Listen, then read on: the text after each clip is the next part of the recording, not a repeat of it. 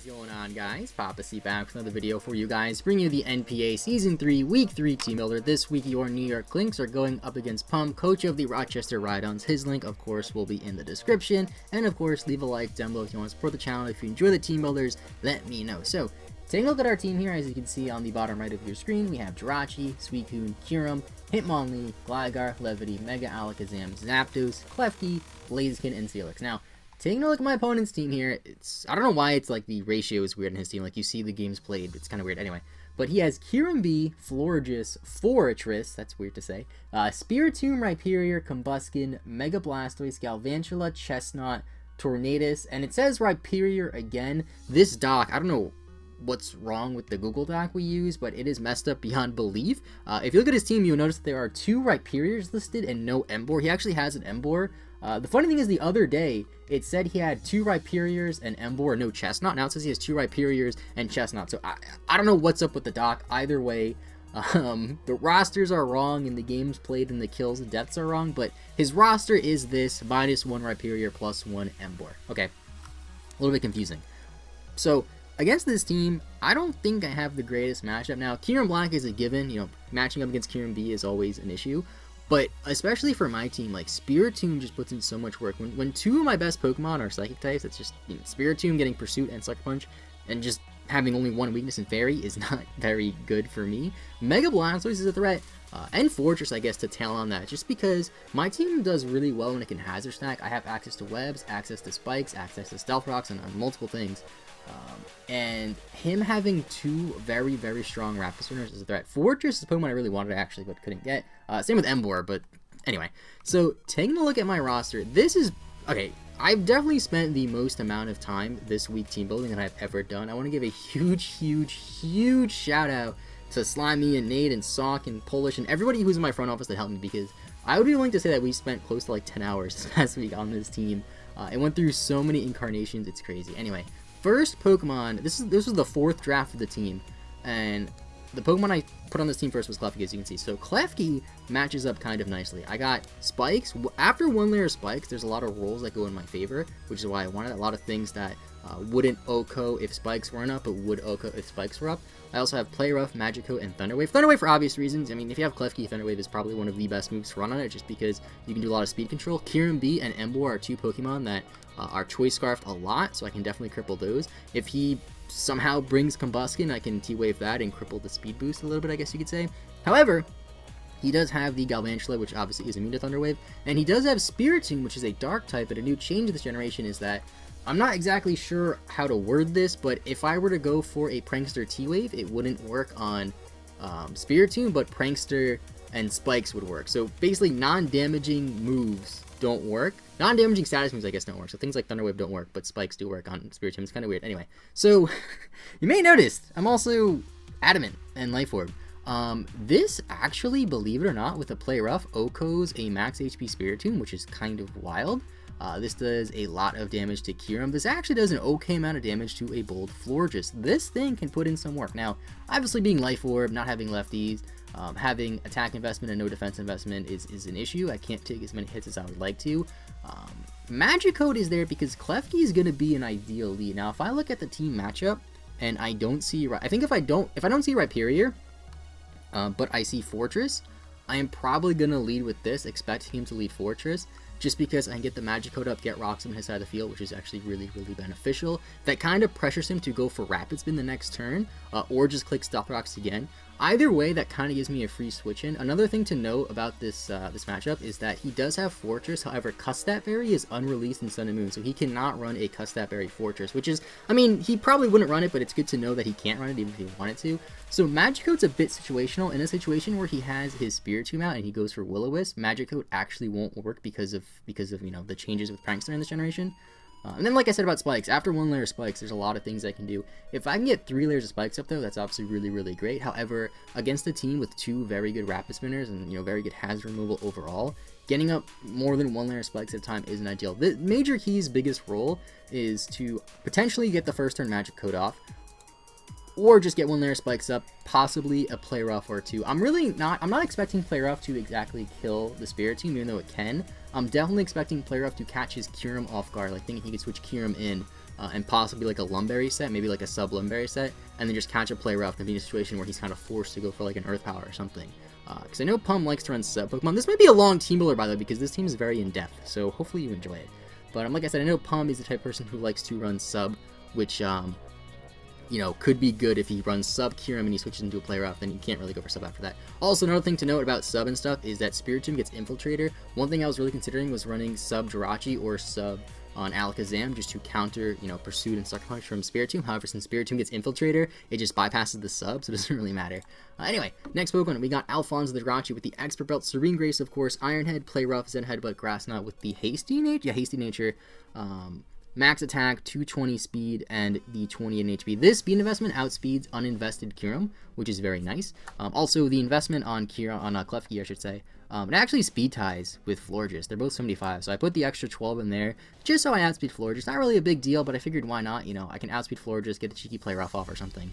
I don't know. But back to Alphonse here, the Jirachi. So Iron Head, for obvious reasons, you know, Iron Head against his team does really, really well. You got Kyurem B, you got Florges, you got Rhyperior, you got, what else? That's really it that it hits. But, I can actually hit everything on his team pretty hard with the exception of the Fortress. Now, Blastoise actually gets two-shotted. I believe it's a 56% chance to two-shot with Grass Knot, assuming he is max HP, which is very, very nice. I can take a Dark Pulse.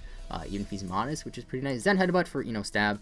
Zen Headbutt would hit the Emboar. I'm not I'm not Choice Scarf for something I was really, really considering. I'm Expert Belt for the extra damage. I'm figuring, like, okay, I really want to run Choice Scarf, but then I figured, like, I really don't think it's worth. I think Expert Belt is better because there's a lot of things that Expert Belt allows me to do that a Choice Scarf doesn't. So I figured really the only threats to Jirachi are Choice Scarf on the Kyurem B, Choice Scarf on the Rhyperior. Outside of that, he doesn't have speed. He has to have a Choice or Rhyperior, or not Rhyperior. He has to have a Choice Scarfer or his Tornadus to outspeed. So, or Galvantula, I guess, which is kind of a lot of things. But I figured overall it was just better run Expert Belt for this coverage because in a situation where I'm clicking Iron Head, if I was Choice Scarfed, he gets a free switch to Blastoise, which results in a free Rapid Spin and or a free Scald, which is something I don't want to face. If I am Expert Belt and I go for Iron Heads, he thinks I'm Scarfed, he switches into his Blastoise, he takes one Iron Head, which is like maybe 10%, then he takes a Grass Knot, which he does not appreciate. So stuff like that is, again, this team build is going to be very long. So that's why I have Jirachi. Thought about running Rocks on this thing, but it just, you know, 4 move syndrome with Jirachi. Like, there's just so many good moves you could play with this thing that there was no room. So our only hope of getting Stealth Rocks up, I guess you could say, is if I Magic Code them. But like I said, one layer of Spikes just helps out so much anyway that the Rocks weren't as important. That's one of the reasons why I'm not running Gliscor or the Steelix. Gligar. Gligar kind of gives him a free switch in into Kyurem B, and Gligar can't really take hits even if I'm max defense Evilite. Believe it or not, Flare Blitz to a Gligar from an Emboar does over half if I'm bold defensive, which is kind of crazy. So, yeah, anyway. So, over to Blaziken. Blaziken is Choice Scarf with Blaze because I cannot run the Choice, or I cannot run Speed Boost. Stone Edge, Flare Blitz, Low Kick, and Brave Bird. Now, this outspeeds everything on his team except for a potential Choice Scarf Kyurem, which is very possible. This outspeeds not Choice Scarf Tornadus, which is very, very nice. This thing, it's really just Choice Scarf with 4 coverage moves. Nothing really too crazy. Adamant, because I can afford to run Adamant. I do outspeed the Emboar by 1 point. I'm going to double check that after, because sometimes I mess that up, but I'm going to double check that I outspeed Emboar by 1 point after this. Stone Edge, because it hits a lot of things. It hits his Kyurem, it hits his bird over here, his Tornadus, it hits Galvantula even. Flare Blitz over Fire Punch. Originally I had Fire Punch, but because I didn't want to have 2 recoil moves in Flare Blitz and Brave Bird. But then I realized that I really want something to hit his Florges, because in a situation where we're late game, and let's say I lose my Jirachi, I have really nothing to touch his Florges too much. So if I have Eldorado with Flare Blitz, that is I believe after Leftovers recovery to a bold Florges, it's a 99.6% chance to 2-shot. So that's why I have Flare Blitz. Yes, we have a lot of recoil damage. The idea behind this guy is just to really be a revenge killer. Come in, get a kill. Similar to Jirachi. Jirachi comes in after something dies, gets a kill. 2 revenge killers. Might not be the best thing. This thing also, Eldorado, might potentially be a lead. If I see that he has, I might lead this if I see he has, like, Fortress and stuff and, like, no Rhyperior as well. This is a potential lead because this can just bot Fortress. Now, unfortunately, Fortress would still be able to get rocks up. Again, it's situational. If I see the Galvantula, though, I could lead with this and just hit, actually, I can even hit, Stone Edge on the Galvantula and hit it, and that kind of pressures him so he can't go to cure him, because if I click something like Flare Blitz, he can just go into his Blastoise, but Blastoise doesn't really appreciate Stone Edge. I mean, it's going to take both really well either way, but I'd rather go for a Stone Edge on a Blastoise than a Flare Blitz, because Flare Blitz would take recoil damage, obviously. So that's the Blaziken set. On to the next Pokemon we have is the Lieutenant Hawkeye, the Zapdos. Running a bulkier set, running leftovers with max HP and max special attack Modest, Thunderbolt, HP Water, Defog, and U-Turn. Now, running U-Turn over Volt Switch just because of that Rhyperior. I don't want Rhyperior to be able to switch into my Zapdos freely like that. I want to have U-Turn, get some initiative, switch out, which is very great. If he does run some sort of weird, like, sturdy Rock Polish set, then I can, like, at least break the sturdy. This also could break the sturdy on the Fortress, which could be relevant. Defile, because I don't want to lose to Spikes. He has Fortress, which is one of the best hazard stackers in the game. It gets Toxic Spikes, Spikes, Rapid Spin, or Stealth Rocks and Rapid Spin, I should say. And then he also has Sticky Webs and Galvantula, so I really want to get Defog up. HP Water, someone in my front office, actually, Dom, he recommended that I run Air Cutter because Air Cutter hits a lot of things. But the thing is, like, Air Cutter really only hits the Chestnut, and it's going to OHKO the Chestnut. However, it doesn't kill his Emboar. Hidden Power Water actually hits his Rhyperior, which is going to be enough to do hit KO, and it also hits his Emboar, which is pretty nice. I mean, this thing, like I said, it's really just here to spam Thunderbolts and potentially Defog and take a couple of hits. That's the biggest reason behind this guy. Also, it can hit Blastoise with Thunderbolt and you know, hurt it a lot. Gotta be careful with Blastoise though, because Blastoise is really bulky and has Ice Beam, so that's definitely a threat.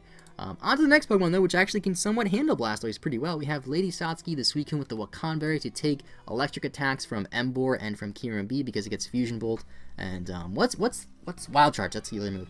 Wild Charge. Also, I can take a Thunder from a Galvantula if I really need to. Toxic, Scald, Roar, and Reflect. Toxic because I don't want him to think his Blastoise can Tango with my Suicune one-on-one. He might not think that because Blastoise can't really handle against standard Crocune. But this also ensures that his Florges can't just sit up on me. Now, Florges does get Aromatherapy, but I can just roar it out. I have Reflect. Reflect also helps a lot against Emboar. If I get Reflect up, that opens up a lot of opportunities. Because then I kind of have Emboar switch-ins because I can take less damage. And then Roar is there, like I said, in the chance that he has something with Sub, in the chance that he has something that can sit up on me. Calm Mind Spiritomb could be a thing, you know, stuff like that. Overall, this is kind of just here to take a hit and then fire off with a Scald, because if he goes for a Wild Charge with Emboar on my Lady Satsuki, I will live it, and then Scald will kill after recoil damage. Scald is also good because in the off chance that he thinks his Kyurem B is a free switch-in to my Suicune, and I have Scald, I can get the burn off. I was originally going to run Surf just because, generally with League battles, I prefer to run the extra damage in Surf than Scald, just because, like similar to the one-layer Spikes, there's a lot of rolls that are more favorable towards Surf than Scald because Surf does more damage. But I figured, you know, his team is pretty scary physically. The opportunity to get a burn is actually really, really good against this team, which is why I have that. Also against his Florges, kind of forces out Aromatherapy if I do get a burn on it. So that's kind of nice. And then Reflect. I don't know if I talked about Reflect. Just take hits better, man. Like, originally I had Calm Mind, but like, again, you look at his team and like, what are his special attackers? Like, he has Blastoise, which can't really do anything. I mean, he has Galvantula, which, you know, is a threat, but at the same time, I think Galvantula is less of a threat than his physical attackers, which is why I have this set. And then last but not least, probably the weirdest set, which it probably looks horrible, but it honestly, in theory, should work. We have Deus the Mega Alakazam with Magic Guard pre-Mega because, you know, you don't take rocks damage and stuff like that. Disable, Psychic, Dazzling Gleam, Energy Ball, max HP, 212 on defense, Timid Nature with 44 in speed. This actually outspeeds a Choice Scarfed, whatchamacallit. It outspeeds a lot of things. Actually, going back to this, this outspeeds Choice Scarf Emboar. This is 129, so at Choice Scarf, it'll be roughly 193. So yeah, 193. Okay, so this and the I'll double check this after the battle, or after I record this, but these are to outspeed Choice Scarf Emboar. Disable Psychic, Dazzling Gleam, and Energy Ball. Energy Ball is really just for Blastoise, it's 2-hit KO. Dazzling Gleam for Spiritomb, because Spiritomb, like I said, could be a huge threat. Psychic just for general coverage. I was calculating Psycho over Psyshock, and there's some things that Psyshock does more to, namely just the Florges, excuse me, the Fairy type. However, Psychic just better. Psychic does more to Kyurem. Psychic does, I mean, they both kill Emboar. However, if he runs a bulky Emboar, he can take a Psyshock better than a Psychic. That's why I have Psychic over Psyshock. Dazzling Gleam, like I said, is really just for the Spiritomb. And then Disable. This is kind of a wild card. Slimy actually recommended this. Now, If I have Alakazam out and he still has his Spiritomb alive, that's a really good switch in because, you know, Spiritomb gets Pursued, it gets Sucker Punch, it gets Shadow Sneak as well, which is nothing to sleep on. However, I'm definitely expecting Pursuit and Sucker Punch. If he goes for Sucker Punch and I disable, it just fails. The Sucker Punch fails and the Sucker Punch gets disabled. If he goes for Pursuit and I disable, predicting the switch, and he predicts this, okay, if he predicts the switch, goes for Pursuit, I go for Disable. I disable the Pursuit and then I can switch out freely because if he goes for Sucker Punch, it'll fail. So that's the mind games behind that. Also, with this EV spread, I can take a Sucker Punch, I can take a Pursuit if I switch out, I can take a Sucker Punch from his Emboar even if he brings Sucker Punch and Emboar. So again, kind of a weird team. I think I explained it as well as I possibly could. Like I said, the ideal leads are either Klefki or Blaziken. Most likely Klefki if I see that Fortress. However, if I see like Fortress, Galvantula, and I see Rhyperior, then I'll probably lead with this because Rhyperior actually gets two-shotted by Low Kick, which is a thing. However, Earthquake kills me. But again, if I see Galvantula and I don't know, it's going to be kind of a game time decision because, like, there's some situations where Blaziken's better as a lead, and there's some situations where Klefki's better as a lead, because he could just be cheeky as hell and lead with his Spiritomb, predicting my Klefki lead, predicting me to just spam T-Wave. Like, that could be a thing. I don't think it's the most realistic situation, but if he does that, I just bop him with a player off Life Orb kills. So that's the team. Kind of a weird team, like I said, but, you know, we just do not have the matchup whatsoever, and I figured if we don't have the matchup, we have to run very creative and different sets to help mitigate that poor matchup. So again, let me know what you think about the team in the comments down below. Of course, this video is uploaded before the battle is uploaded, but it is released after the battle actually happens. So my opponent isn't going to be able to see this before the battle. He's not going to know my exact team. I know some people are confused on that.